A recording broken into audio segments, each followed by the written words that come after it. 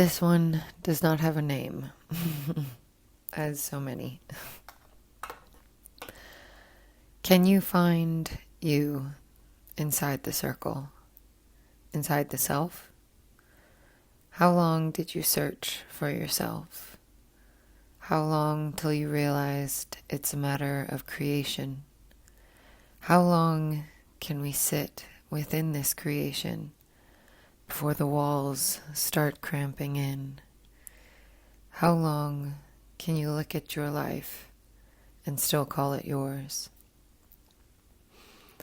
I find myself asking more questions lately. I find myself looking more deeply. I found myself, and then still, I'm gazing at the next creation coming over the horizon.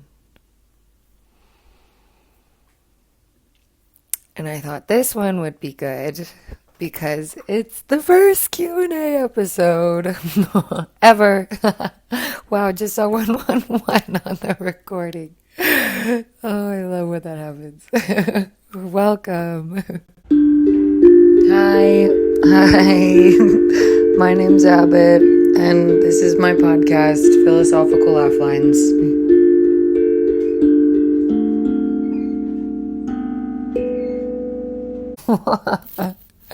Questions and not answers. Ponderances, questions, and what's another A word? Let's see. Thesaurus. Let's go to the thesaurus. Ooh, a sign. Q&S, questions and signs. Responses, that's good. Because answer, no one has the answers except you. I can have opinions. Okay, so I got 8 questions. So we'll start with the funny one. Is cereal soup? Logistically, yes. Vibe-wise, I feel like soup, when I think of soup, I think of hot soup. The one time I tried cold soup, I didn't like it. The whatever tomato cold soup, I didn't like it. But it was also from a box, so I've never tried cold soup well, I've had my homemade soup cold, and that was really yummy. Ooh, now I want some of my soup. That's not the question. Is cereal soup? I feel like if you were to look up, I was just looking up a thesaurus for answer. Let's look up the dictionary for soup. A liquid food made by boiling or simmering meat, fish, or vegetables with various added ingredients.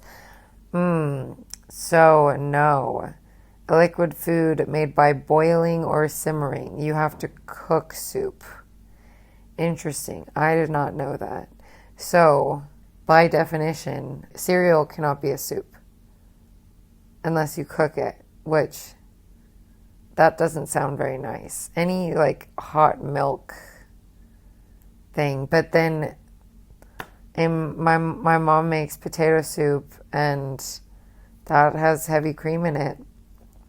And that's delicious, and that's like a hot milk. This is silly. Thank you, Allison. And then someone asked, where are you going? And I feel like I will answer this in a big picture kind of way. Where am I going? I'm going to where it feels like I belong. I'm going to where it feels like there's freedom of expression. I'm going to where there is acceptance of all kinds of people, but especially the weird ones. I always look for the weirdos. I'm going to the weirdos. I'm going to eventually to heaven, I hope. I bet. I am God's favorite. For this year, I'm just going to Australia. Where are you going? I'm going where the whimsy calls. I'm going where the whimsy whispers through the wind. I'm following the whimsy. That's where I'm going. The next question is, what is the reason of life? I really think the reason of life is to learn. Yeah, I feel like we're here to learn about as much as we can. I feel like we're here to learn about ourselves, about each other, about the way that feels the most true and feels the best to be. We're here to learn about that way.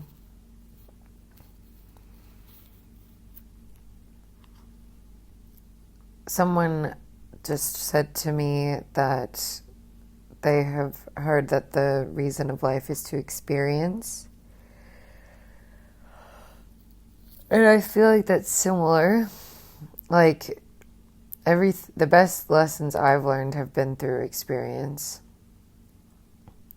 But I feel like that takes out the moral question, the moral value, because there's so much of morals are, and that is useful because so much of morals are cultural. Like, I think about how in the States, if there were a burning building or any emergency really, you would save the children, and then you would save the women, and then you would save a man. The men, a man, the man who started the fire. No. And in other cultures, you would save the mother because you can have more children. In other cultures, you would save the elderly first because there's so many more people that are here right now that rely on that person. And also that person has already experienced so much, and so they already hold so much wisdom. And a child, is new to the world and hasn't learned anything. And you're taking the opportunity away. But also, if you always let the old people die, you're taking the opportunity away for people to learn from them. And that really reminds me of one of my things that I feel like we struggle the most with in the States, of that we are a country of immigrants that all had to leave their homes, leave their home countries, and start anew, and that requires leaving everything behind. And so I feel like there's more of a willingness to start over. There's more of a willingness, there's more of a favorability towards newness and youth and beginnings, because also it's such a young country again overall. That's what we know how to do. We know how to do new things, start over. But I feel like it's about learning. But also, actually, in most cultures, babies and elderly are held in very similar status. They are in very similar stages of life. It is the main stages of life where you're dependent on other people. And yeah, you don't have so much control over your life. But yeah, I feel like the reason is to learn. And that's also like what I always look to when I'm going through something. Like, how can I learn from this? Because that helps me have a focus, that helps me have a purpose, because I feel better. I think everybody does feel better when they have a purpose and something to focus on. Okay, the next question is traveling expensive? Not necessarily. It depends on how you do it. If a lot of things don't have to be expensive depending on how you do it. Like, you can live without a lot of money. Your life just has to look very different, which is sort of the path that I've been going down. Like, if you want to have cheaper experiences, you can stay in hostels is one level rather than staying in hotel rooms or Airbnbs. And for that that exchange, you just have to get more used to communal living and the trials and tribulations of that.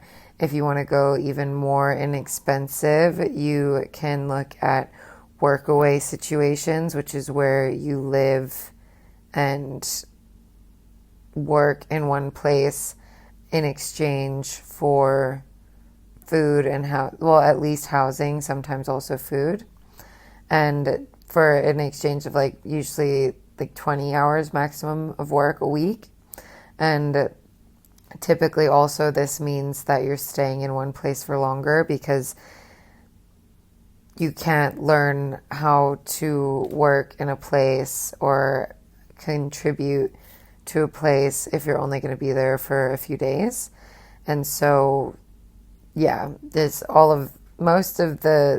for traveling to be less expensive, you got to slow the fuck down, really, is one of the biggest things. Yeah, really big time. And then it's it's more of you're just living on the road rather than traveling. And it just depends on, I guess, what those words mean to you. So Workaway is the next step, or Woofing is another website, and that's more of farm work. So that would, I imagine, I've never done Woofing. I have done a Workaway on a farm, and because farms are typically in more rural places, if you don't have transportation set up, reliable transportation, that is more of you go and experience that place, like the farm and around the farm, rather than traveling and seeing the surrounding areas. With Workaways, that's nice because you can work in hostels and stuff more so than, the person who asked this question I met in a hostel while she was doing a Workaway.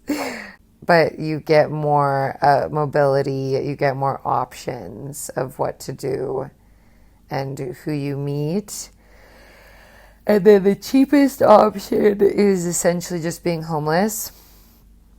You can get a van, and that's not cheap necessarily, or a car. You don't have to have a van. I've seen people living out of 4-door sedans, a normal size car. But you can get a van if you have more money, or you can live out of your car if you have less money and want to be more inconspicuous, or if you want to be completely free of bills besides food, you can have a tent and you can go and sleep in most places. You will probably be woken up at random hours, or I know people that travel without a tent and just sleep in a tarp or sleep on the ground. It just depends on what you're looking for and how much you're willing to sacrifice for not having to pay. Most people aren't really willing to sacrifice that much. And also, yeah, it just depends on what you want, the experience you're going for, I guess. Okay. Next question. Do you feel lonely? If so, how do you cope with that? Sometimes, yes. But I think less than I used to. I think I feel lonely less often than I used to. I think the more in touch I am with myself, the less lonely I feel. Because when you're reaching out for connection, or when you feel lonely, because those aren't the same thing. When you feel lonely, it means you are kind of having a lack of connection. And connection can come from inside or it can come from outside. And it's important to be able to distinguish between which one you need. But oftentimes, like, sometimes you can feel lonely even in company. And that means, I would say, most often that you are disconnected from yourself. Because if you're disconnected from yourself, you're not making the right decisions on who to hang out with. And I feel like that's when you feel lonely, even when you're with people. And I guess some actual tools of what to do when I felt lonely. I mean, I feel like I might have just used substances, including food, as a way to relieve that ache of loneliness. But I think watching a show that makes you feel connected and pursuing a hobby, creating something artistic, creating something beautiful. I feel like loneliness really is feeling disconnected overall. And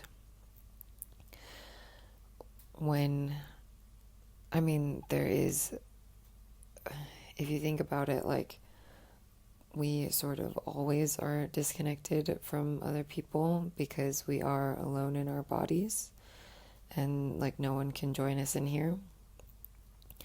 And so I feel like when you feel lonely, even when you're with other people, is the thing that's what makes me think about that I would need to work on connecting with myself. Because when you know how to connect, when you are connecting with yourself, when you feel connected to yourself, you show up differently, and you make better decisions for yourself, make more authentic decisions for yourself, because you actually know this self that's making the decisions. And when you're feeling lonely, when you're with other people, I feel like that's when you've been making decisions that feel connected to other people, like you're abandoning yourself. Also, like, just the simple stuff of, like, call your friends, call a best friend, call someone who doesn't make you feel lonely. Watch a show that you enjoy. Watch a show that makes you feel connected. Create something. Go on a walk. Participate in your connection with nature. Go out and touch grass. Look at the sky. Meditate on how everything is connected. Okay, that's good. What is a soul?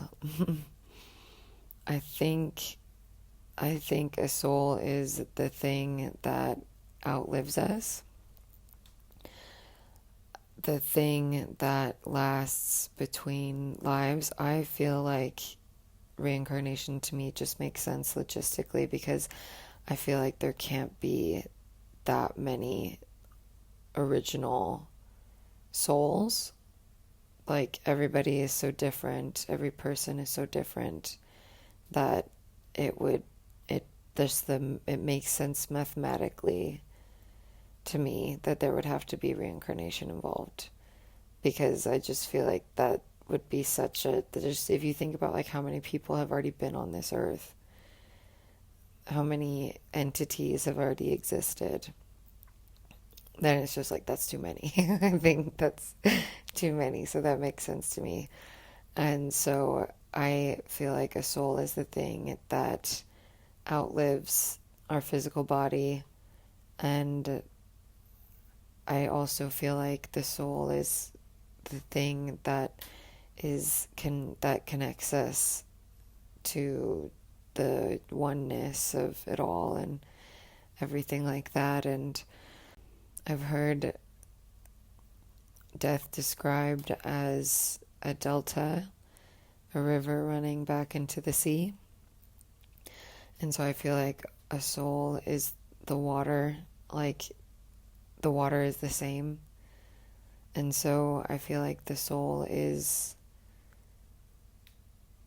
on one hand, the thing that outlives us, but also on the other hand, it is the same thing as everything else. Like, ooh, that doesn't make sense. Or maybe it does. I think your soul and your intuition are the same. I think the soul is whatever pushes through those little nudges from the divine. The little nudges that are, well, little nudges are big nudges. Like, desire feels more like a big nudge. A push, maybe. And I feel like your soul is where that comes from. I think the soul is what animates the body. The soul is like the link the link between this material reality and whatever happens after. I like that. Advice to my 26-year-old self, or to 26-year-olds in general. The main thing I would say is that you have time. And if it feels like a mess, it's because it probably is. And it's because you're in the middle of it. I feel like 26 is kind of when the dust starts to settle. Maybe 25, but still the dust is starting. The beginnings look a lot like an ending. Kali is the goddess of destruction and creation, because it's like chicken and egg. And, or it's also like a shift of perspective, like which one. But it's when the dust starts to settle, it's when you start really, like your life really, I feel like, starts settling in and making sense.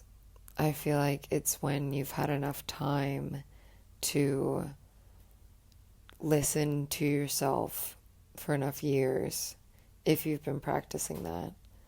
And if not, get started. But it's when you've had enough time to start to know what that voice sounds like, what your intuition, what your soul, if you listened to the last question, how it talks, how it feels inside your body, the direction it points you in most often. And it's kind of when you get to start listening to it and actually making decisions because of what it says. And 26 for me was when I left New York. 26 was kind of when it was the first, oh wow. It was really the first time I feel like I started really making decisions for myself and taking responsibility and ownership over my life. and what I wanted and what I wanted my life to look like and how I wanted to spend my time. And I feel like it was when I, 25 was when I was living in New York. Yeah. And so that was really when I learned everything. That's funny. Learned a lot about myself and how I wanted to spend my time. And so then 26 was when I actually got to start making the changes and focusing on what I wanted to focus on. And so that looked like I left New York because I realized I didn't want to live that life. It didn't fit me. It wasn't how I wanted to spend my time.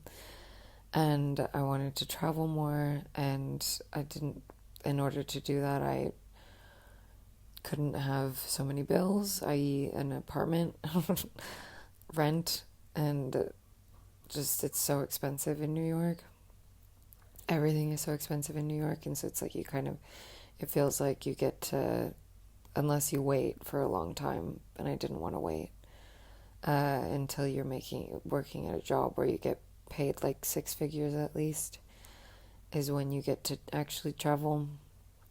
And so then I left the city and I moved out as quickly as I moved in and got my SDCW, a certification that I needed to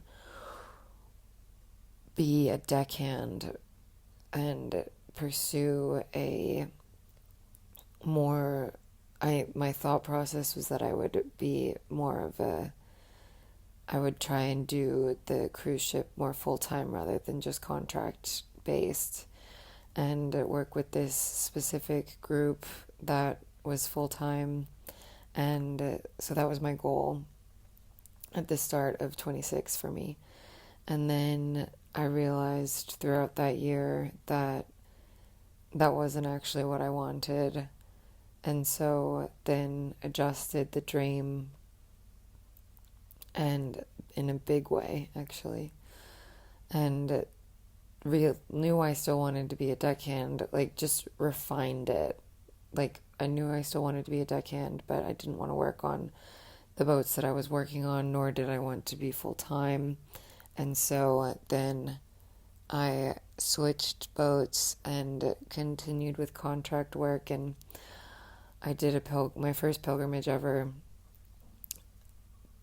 my last 5 days of being 26, and I turned 27 on my last day of my first pilgrimage and just felt euphoric while carrying 50 pounds, 23 kilos on my back after carrying that for 5 days, and blisters on my shoulders and everything like that, just feeling so on top of the world because I'd finally done and was doing and was being who I wanted to be, because all of that's related, and I feel like it's the time when you finally get to really sit in yourself and make the more real choices. It's when your life really starts to feel like yours, I feel like.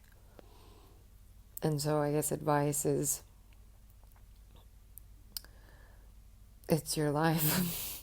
No one's gonna live it for you. You have to make these decisions. You have to make these choices. And it's also not so serious. Most choices won't kill you. Most choices won't change your life overnight. And you gotta make slow steps if you want to change your whole life. Or actually you can. It doesn't have to be slow, because I moved in and out of New York in a week. Both times. Packed all my shit up, moved it, unpacked it, moved across the country, drove myself across the country. That was crazy. But yeah, biggest point is it's your life. You gotta live it. You gotta make those choices. You gotta. And I've heard someone say there's a few things on choices that I feel like that are useful to think about. Is that most choices are like putting a hat on. You can try it on. If you don't like it, you can take it off. And most choices are like that. And then there's a haircut. That's what it is. Some choices are like a haircut. You make a choice. You have to stick with it for a little while, but hair grows back, so it's not that big a deal. And then some choices are like a tattoo. Still removable, but it leaves lasting effects, even if you remove it, depending on the tattoo. And then I've also heard someone say choices lead to decisions, because we tend to think of choices and decisions as the same thing, but really it's that choices lead to decisions, and we need to not hold them with the same gravity, because then that stops us from ever moving, because a decision feels like such a big, I have to make a decision. Like feels like such a big deal. And really, you make choices every day that kind of lead you to bigger decisions. And so, yeah, like maybe a tattoo is like the tattoo choice is the closest you get to a decision. Okay, and then the last question is Saturn return reflections or insights. So I feel like the main thing is, well, I'm in the middle of it right now. Like, we just started the second year. I just started my second year. We being like 96 to 98 or so. We're in our Saturn returns right now. And so sort of had a break, but I feel like not really. Like, it's just once your Saturn return starts, like, you're in it. And the main review that I've had so far is that it feels like it is just so uncomfortable to be anything but yourself. It is so uncomfortable to be anything but your most authentic self. To, like, it feels like I have to, like, express my most authentic self, and also that I can't hide anymore. Like, I feel like I used to be able to hide my emotions, and maybe I was just deluding myself, but I feel like I used to be able to, like, fly a bit more under the radar. But now it's just like, it's written all over my face. You can pick it up in my energy. Like, it's just, I am exactly how I'm feeling. I'm exactly what I am every moment of the day. There's no hiding. There's no avoiding. You can't avoid yourself anymore. I feel like when you're going through your Saturn return, like, it's like if you've been making decisions that aren't necessarily in alignment with you, they're not necessarily what you actually want, then it'll show. It won't work, actually. Yeah, like, it'll show up as in it doesn't work. Like, I can't even imagine. Well, I mean, this has happened. Like, when I think about how I stuck with the cruise for so long, working on the cruise for so long, because I really loved that job. I really enjoyed it. But my second to last contract, I could feel like every morning I woke up and I would be like, oh, I love this bed. Like, just feeling like I was already saying goodbye. And this was in 2024, so this was before my Saturn return actually started. And then I had one more contract, and at that point it wasn't like pre-nostalgia. It was like active frustration a lot of the time, just like feeling like, why is it this way? Like, why do I have to do this sort of thing? Like, what about things that didn't used to bother me at all. So again, another sign that like I'd grown out of the place, out of the position. And then in 2025, pretty sure after my Saturn return had already started, I tried to go back for a contract because I needed money quickly. And that was always my way of doing that. And then I could not do that because I failed my drug test. When, like, that would seem like first thought of that is like, well, you didn't prepare in this, because I was using drugs the whole time. I was smoking weed the whole time I worked at the company. And I had passed drug tests before when it was risky. Honestly, I didn't really get tested very often, but like I remember the first contract, I went back after COVID. I'd been living in Colorado and smoking weed every day, like with the wax as like the carts as well, which I feel like that sticks in your system even more because it's so concentrated. And I needed to go back because I needed to save up. Like, same thing, I was moving and needed to save up to go to New York. And I hadn't been on the boat. I hadn't been at work in over almost a year. And it's like if you were off the ship for 6 months, you have to take a pre-employment drug screening again. And I knew I wasn't going to pass. So I bought these detox drinks, and then I tried to go and take a test. The paperwork was fucked up, so then I was outside of the time that I would have been clean from the detox drink. So then I had to go, and I was already traveling. I left where I was living in Colorado and was traveling and had brought the drink with me and took the test in where I was traveling in Hawaii. And then ran out of time, so then had to go back and tried to find another way to pass because I'd only brought one detox drink with me because I thought it would go right. And so then I bought an at-home test. So I gotta see, if what I'm getting into. Took the at-home test as soon as I woke up, failed, and tried to look up other ways to pass. And the only thing I could find was that you drink enough water, that your pee is diluted enough. Because it's not that you can't have anything in your system, it's that you have to have less than a certain amount. So then I went and took the test. And after I started peeing clear and passed, went to the contract, nothing happened, saved the money, went to New York. And then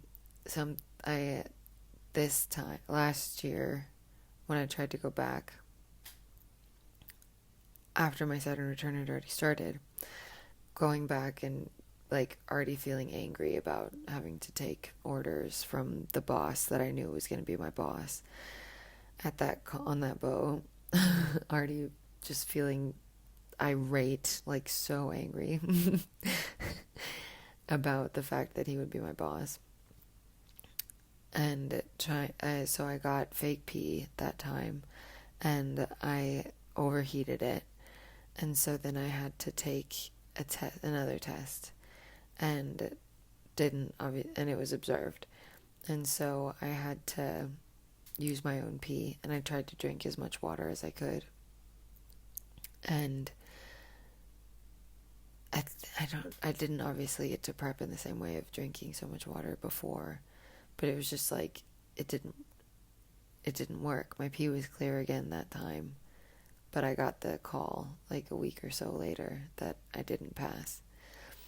And so I knew, like, I would have been making a decision. What I got from this, like, learning wise or reflection wise, is I knew I would have been making a decision that I didn't want to do. Like, that wasn't good for me.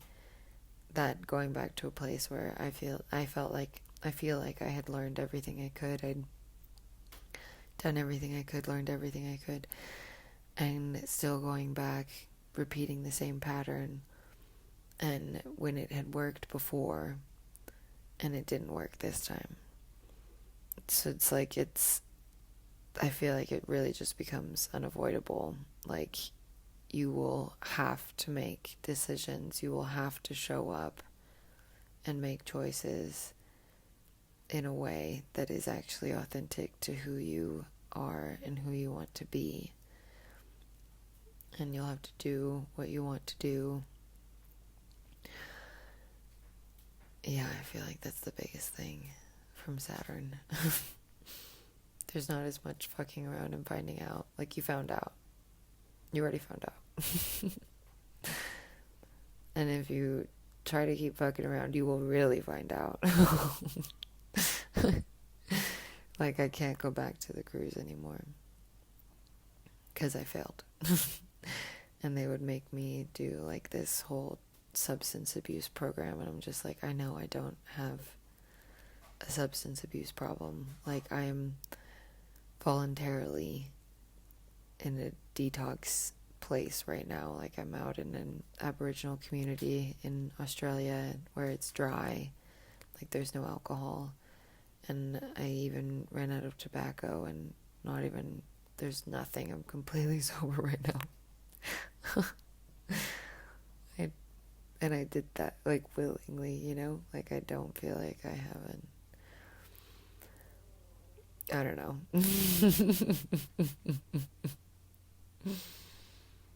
Yeah, you cannot avoid yourself on your Saturn return. You have to show up as yourself. Otherwise, you'll just be so uncomfortable. Like, it's just so uncomfortable to be anything else.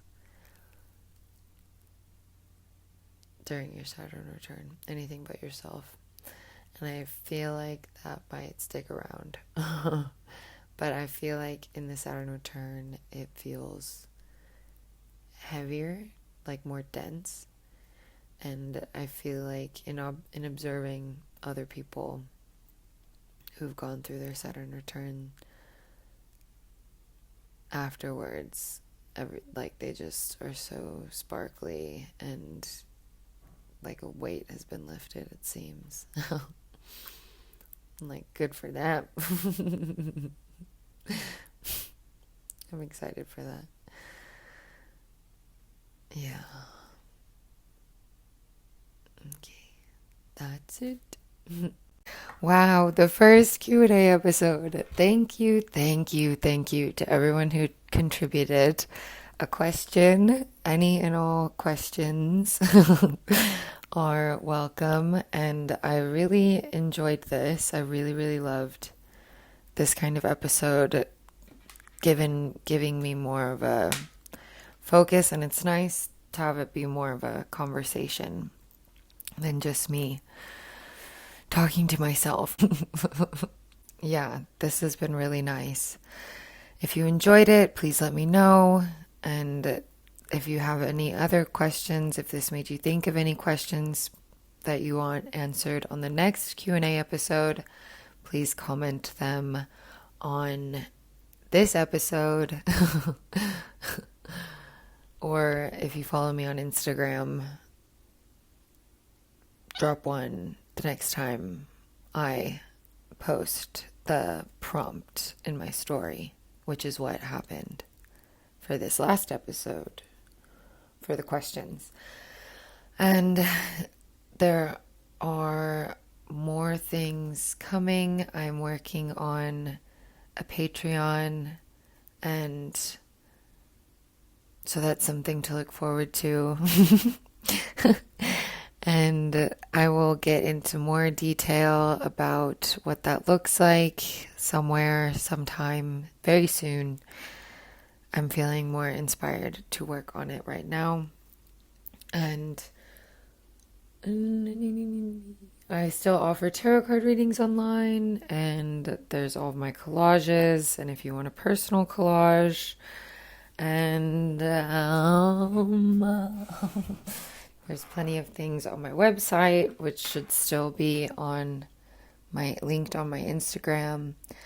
And yeah, I'm trying to find more ways that we can connect, because I feel like that's what we all need right now, is to connect with our community more and talk about the things that are important on our hearts and everything like that.